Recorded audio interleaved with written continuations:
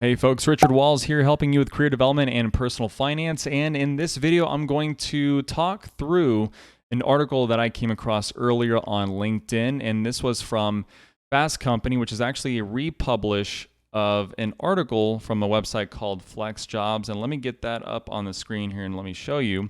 But the title of the article is 5 Things You Should Take Off Your Resume Right Now. Literally, go to your resume, look at these 5 things and just remove them entirely. And I like this article. There's not many articles that I can say that I've read through all of it and agree with almost all of it. So I wanted to talk through some of the points that this author makes, Bree Reynolds, and give you a little bit of my insight into it as a hiring manager, someone who looks at resumes, someone who's obviously had my resume for a long time and used it for multiple jobs and different points in my career.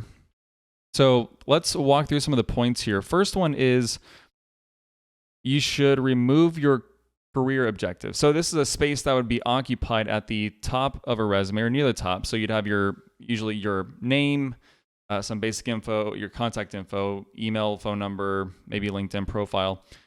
The first thing would be, before your professional experience had been, maybe a career objective. And what this is arguing is that it's something that used to be at the top of a resume to tell an employer what you're looking for in a job, but employers already know your objective: to get a job. And I agree with that. I think it's not a really good use of space. It's not really important. Ultimately, the recruiter, the hiring manager, is trying to get an assessment of whether you're a good fit for this role and you have the relevant experience sets. So what it's suggesting here is use a well-written summary of qualifications to introduce yourself. Now, the only thing that in my opinion, I don't think even the summary is necessary, primarily because a hiring manager isn't going to look at the summary and think, okay, I've got all the information that I need. I don't need to look any further at the details of the rest of the resume that support this summary.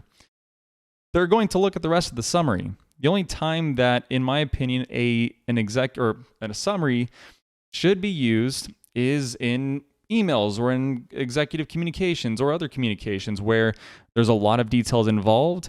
And perhaps you want to offer a summary in case the audience, in many cases may be an executive, limited on time, they may not care about the details, or they may not have time to read the details, so they need a summary so that they can make a decision one way or the other. It's not necessarily the case here in a resume, because they are going to read the rest of the resume and they're looking out for keywords and key experiences that inform them that perhaps you're a candidate worth looking into further and worth interviewing. The second one is unrelated awards, hobbies, and interests. And this is something that some people put as far as hobbies to, they think it sort of humanizes them a little bit more. And certainly it does. It gives, we're not all just all about our professional experiences. We're so much more than that as human beings. But at the end of the day, when it comes to a role, the hiring manager is looking to assess qualifications that would make that candidate a best fit for a role. And hobbies don't really fall into that unless the hobby is perhaps related to that job or that type of role or the company or what they do. Same with awards or any kind of interest. Unless it's very relevant to the role that you're applying for, this is something you can leave out. This space is better used, again, for your experiences or education or other things that would boost your resume.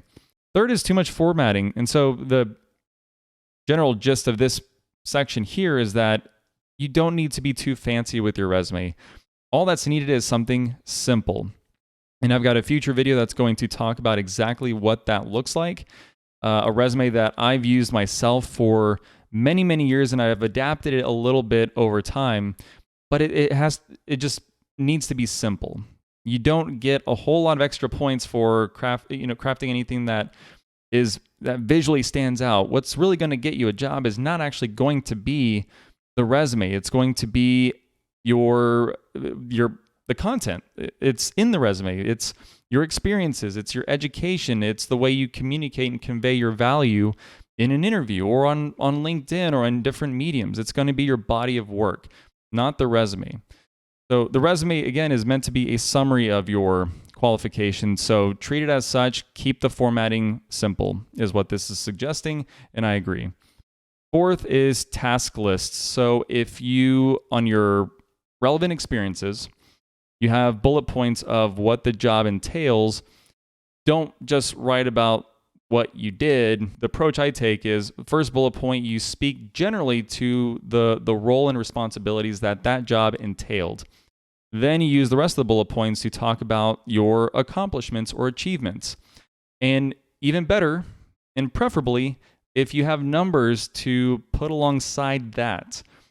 And so you talk about your achievements in terms of numbers. I improved this metric, or I improved sales by 20% year over year by doing X. And by doing X, that's also something you want to include, which is, how did you get those results? How did you achieve what you achieved? So it's, what's the general role and responsibilities? What did you achieve? And how did you achieve it? Those are the three elements that matter here. And that's more or less what this is suggesting. The last one is basics. So in the skill section, historically, I say historically, but in recent history, as long as Microsoft Office has had Word, which has been a long time at this point, Word, PowerPoint, Excel, it's expected that you know how to use those applications. So it's not really worth putting there.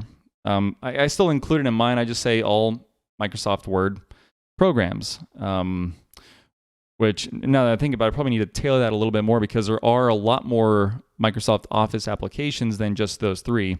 But nonetheless, it's expected that you know those. You don't need to include them unless you have maybe some specialized knowledge of Microsoft Excel. Maybe you know how to create macros through Visual Basics. Maybe you have other, skills that you can point to, that maybe you've earned a certification to showcase, I really am, more proficient than normal in this application. But this is going to be a place for, if you have, again, any skills or any experience with certain industry-specific applications. It could be Tableau for data analytics, or Power BI also for data analytics, or Photoshop, or Adobe Premiere Pro, which is what I use for video editing. So those are the places to include that. You don't need Microsoft Word, PowerPoint, or Excel typically. So no need to include those. So this is what the article talks about. I think this is a really good list. Again, I have some differences of opinion on the summary section of a resume to include that. I choose not to. I choose to fill that with more experience that matters. But by and large, this is a good list. So really approve of it. Hopefully this is a good takeaway for all of you out there that are revamping your resume either now or in the future. So again, good tips to keep in mind. So if you want more content like this, I've got some content already on resumes, some on LinkedIn, some on how to build your career through education and skilling up through platforms like Coursera, LinkedIn Learning, edX. There's a lot of options out there, more so than ever before. If you want more content like that, make sure to subscribe to my channel. So let me know what you think of these tips in the comments down below. I'd love to get your perspective on it, especially if you're a hiring manager and you look at resumes all the time.